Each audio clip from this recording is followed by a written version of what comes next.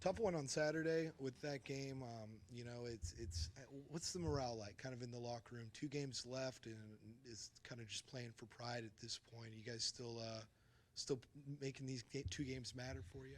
Of course, I mean, we playing for pride, but also we playing for something that the school hasn't did since 2014 when most games we won was 3. So at the end of the day, it's still a pride thing around this building because we can still do something we haven't done in the past years.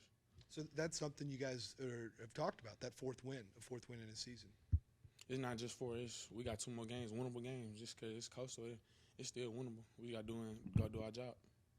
Yeah, and with a big opponent like Coastal coming in, we were just talking to Kyle about it. Is there extra motivation when you see a team that has been ranked before to kind of go out there and maybe shock the world?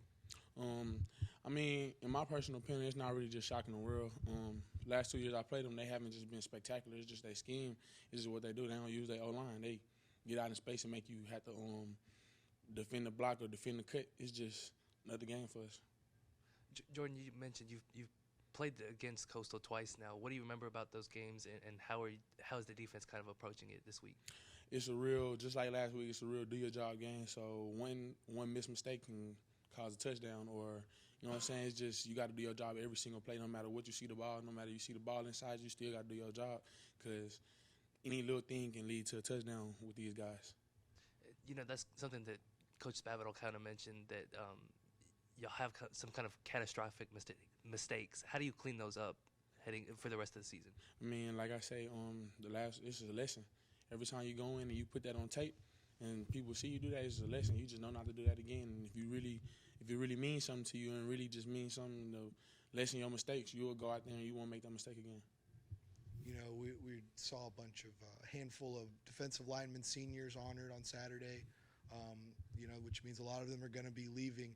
Savion and Jaquel Pierce. Can you kind of talk about those guys and what they've meant to your development since you've been here, and what them leaving will mean to you?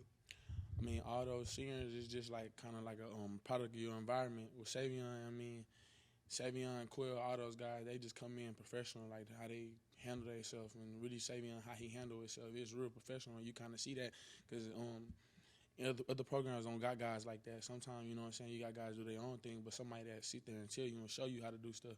And when he leave, it's up to you whether you keep doing that or set the standard. We were just talking to Kyle Hergel. And do you ever go up against him in practice? Seems like kind of a wild guy. What's he like to go up against and try and get past and get to the quarterback? I mean, he's real physical. He's real passionate. And whenever you got an O-line passionate about their quarterback back there and really want to block for their quarterback, you know you got a good guy. You know you have to come with your A-game every time you go against him. It seems like the offensive line is started to come together as the season's gone on.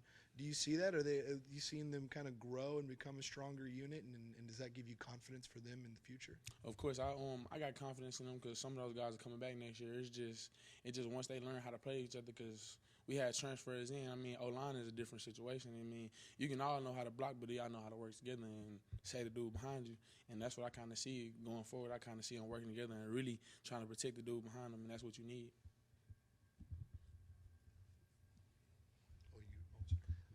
Jordan, have you ever smashed a chair into your forehead to try to get the team fired up? Oh, of course not. I'm not doing that. I'm not doing that.